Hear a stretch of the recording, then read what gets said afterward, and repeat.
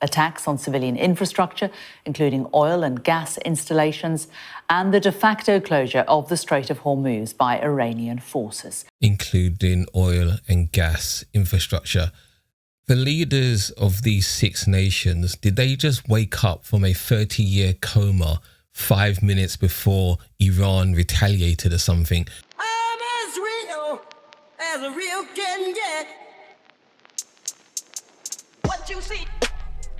Buongiorno freaks and geeks, welcome back to the channel. So it's been a pretty hard week if I'm being honest. The puppets are finally responding to the strings being pulled by their master. For some reason, Benjamin is still alive. First of all, I just want to say, I'm alive, and you're all witnesses. Move this man!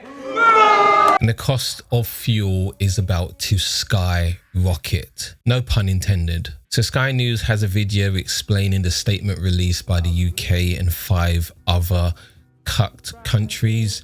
We're going to get into that. But before we do, please don't forget to hit the buttons for like, subscribe, and tell me down below, what the hell is going on? At this point, I almost believe that Donald and Benjamin know they only have 6 months left to live, so they are going to destroy the planet any which way they can find. But put that depressing imagery to one side, let's get into this video. The UK has issued a joint statement with the leaders of France, Germany, Italy, the Netherlands and Japan. The leaders have condemned the attacks on gas and oil fields. Yes, I totally agree with that. Israel should have never flicked that first domino in regards to actually striking oil production.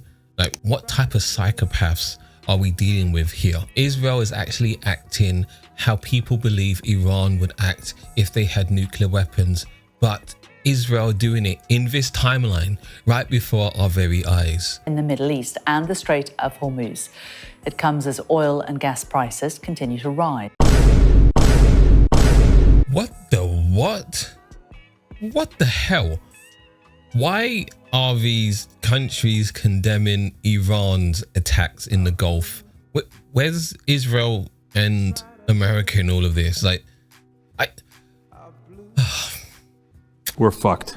The statement says, we condemn in the strongest terms recent attacks by Iran on unarmed commercial vessels in the Gulf. How else? Like, I don't understand. What did people actually think Iran would do? Just get bombed and not do anything in response? Nothing in retaliation. You can bomb us. We don't really care. You can kill our supreme leader. You can destroy and flatten a school full of young girls, and we're not going to react. Yeah, that obviously makes complete sense. Attacks on civilian infrastructure, including oil and gas installations, and the de facto closure of the Strait of Hormuz by Iranian forces. Including oil and gas infrastructure. The leaders of these 6 nations, did they just wake up from a 30-year coma 5 minutes before Iran retaliated or something? How can you in good conscience put out this statement and believe you're the good guys here? Golly.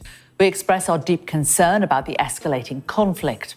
We call on Iran to cease immediately its threats, layings of mines, drone and missile attacks and other attempts to block the strait to commercial shipping, and to comply with UN Security Council Resolution 2817. So what UN Security Council resolution have America and Israel abided by, you know, when they launched this unprovoked attack on Iran? I mean, guys, can you like actually look at yourselves for 1 millisecond? You are the bad guys, and now you're seeing bullies pick on a country. This country is rightfully defending themselves, and now you're condemning the bullied party. Like, how? Please tell me. These are world leaders, apparently. Gosh. We're fucked. Our chief political correspondent, John Craig, is in Westminster. John, a clear message to Iran spelt out in this letter, but also within it, a message to the US and Israel. Where was this message? Because you didn't read it out just now, unless I completely missed it. Maybe this correspondent will go into detail for us, because as far as I'm seeing, UK and the rest of those puppets are acting like Iran started this whole war 3 weeks ago, and Iran is to blame for everything wrong in the Straits of Hormuz right now. Yes, the key paragraph in this statement, which runs to about 8 or 9 paragraphs, is the one where it says we express our readiness to contribute to appropriate efforts to ensure safe passage through the Strait of Hormuz, that is. Like, the only way that these 6 leaders can contribute to the safe passage of commercial vessels right now is if they invited Donald Trump around for, you know, some tea and crumpets, and then they held him down and tied him up and made him release a statement to say we're pulling all troops out of the Middle East right now. That is the only way you're going to contribute meaningfully. And that is all I have to say on that. We welcome the commitment of nations who are engaging in preparatory planning. So preparatory planning includes the UK sending military planners to an airbase in Tampa, Florida, where these preparations are taking place. So Britain is just getting more and more stuck into this war. Remember when weeks ago Keir Starmer acted as if, oh yeah, like, we have nothing to do with this war. Well, it's becoming more and more clear every single day that was a complete and utter lie. Now you want to be on the inner circle of these war crimes being conducted by America and Israel. Well done, mate. The quicker you get out of office and are forgotten, the better. Now, the number of things that are significant about this statement, first of all, it's the names on it. Now, we've grown used to statements from the Prime Minister Emmanuel Macron of France and Friedrich Merz of Germany, and some of the statements by Europeans have also included Giorgia Meloni, the Italian Prime Minister. But we now also have the Netherlands Prime Minister, that's Rob Jetten, fairly recently became Prime Minister in a coalition government. And very significantly, Sanai Takaichi. Now, she is the Prime Minister of Japan, who Keir Starmer met when he went to the Far East towards the end of January, and he went to China and then, of course, to Tokyo, where he met her. Another fascist, if you're wondering. And that is the clear pattern with this statement. All leaders are former or current fascist imperialists. Another thing I noticed was this decision to release this statement really crystallized to me that the most empty vessels make the most noise. You guys are not superpowers anymore. You are tethered to America, and now you're trying to act like you mean anything to anyone across the planet anymore. You look stupid. No one respects you, and the quicker you withdraw this support for this illegal act of aggression and war, the better. It's very significant that they will have discussed, obviously, the threat of war and conflict in the Middle East then, but now they are obviously combining to discuss what is looking increasingly, as those pictures show, like an economic war as well as a military war with casualties. No shit, Sherlock. What did you think Iran was going to do? They're up against the most powerful military in the Middle East and the most powerful military on the planet. They were not going to beat them through arms. So the only other way is to strike what capitalists love the most: their wallets, their money. A child in primary school could have seen this strategy coming a mile away. And now we have people on establishment news acting really surprised that Iran chose this direction. Remember, Iran has been crippled and isolated by America for the last 40-something years.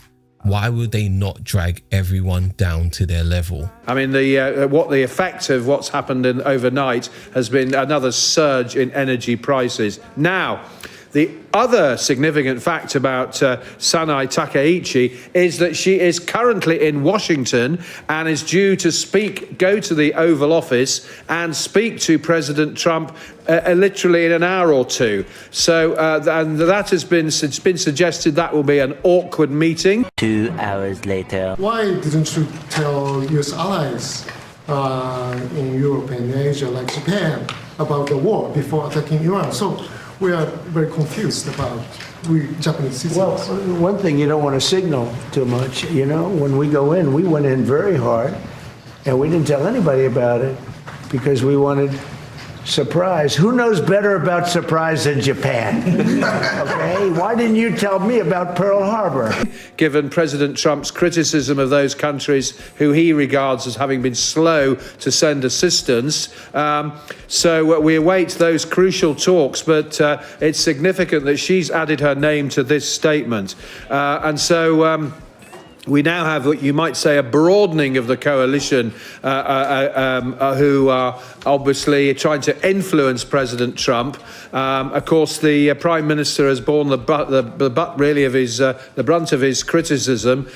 He's no Churchill. The President said it again yesterday, 2 days ago, I think it was. Yeah, like minor jabs at a fool overall, but it doesn't take away from the fact that Britain is no one on the world stage anymore. Why would Britain, even though it is a nuclear power, just be throwing soldiers at a stupid war? What would that achieve? That we are America's best friend? Remember, I said it in a previous video, the only reason we have a special relationship with America is because we share the same language. Nothing more, nothing less. When the Taoiseach, Micheál Martin from Ireland, was in the White House for St. Patrick's Day, and of course Micheál Martin defended the Prime Minister against President Trump's attack. Do you know how cooked and upside down the world is that an Irish leader is protecting and defending a British leader? Oh my God. Really? Really? Is that what we've come to? Come on, have a good look at yourselves for a moment, please. A major diplomatic move, this, and a widening of the group trying to influence the US president, and the Prime Minister, our Prime Minister, is one of them. But significantly, the Prime Minister of Japan is on this list, and she is due to speak to the president in a matter of hours this afternoon. Why didn't you tell me about Pearl Harbor?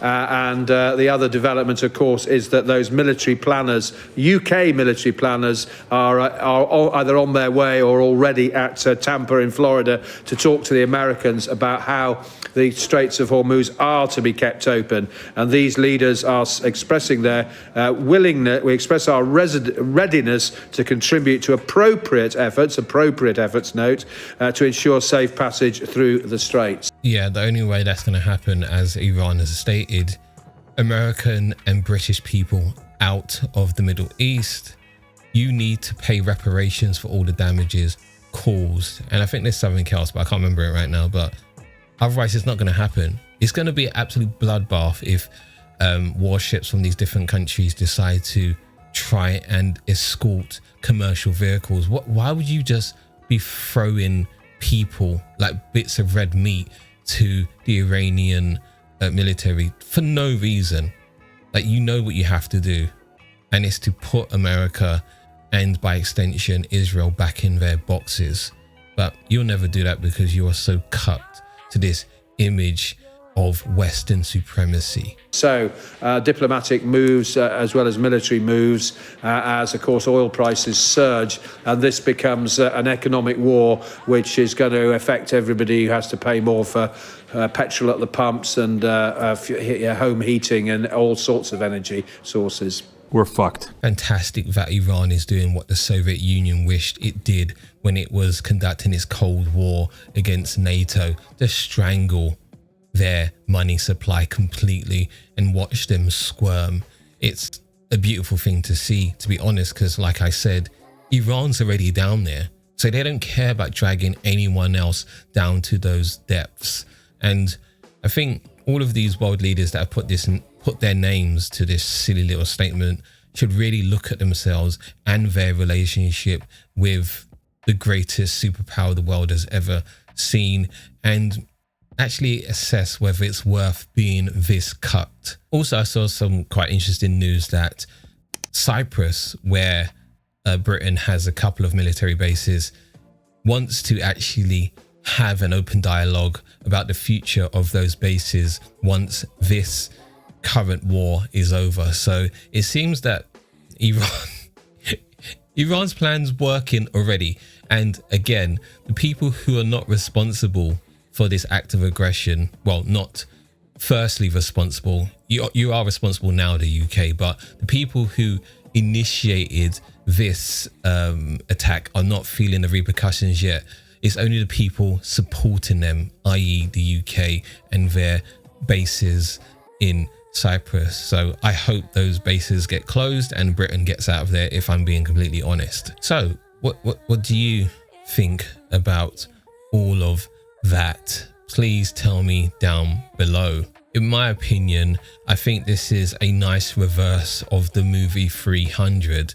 When you scale it down, Iran is representing the 300 brave soldiers used in superior tactics to destroy a coalition of marauding fascists. Regardless of Iran's domestic policy, there is no way that Israel and America should have launched those attacks initially 3 weeks ago. And if you are happy that bombs are dropping on innocent Iranians, you are part of the problem. A ceasefire won't be enough.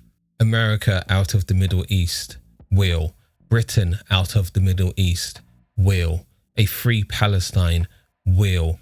Israel out of Lebanon will. And I'm so sick and tired of pretending otherwise. Personally, I cannot believe that people are able to see the most minute metaphors within the movie franchise Star Wars, but cannot see that Israel and America are clearly the evil ones in this conflict. But what do I know, eh? If you want to spot red flags in relationships like Israel and America, I voiced an audiobook, link in the description. Remember, once we understand politics, we will make better choices. Don't forget to hit the buttons for like, subscribe, and I will see you very, very soon. Ciao.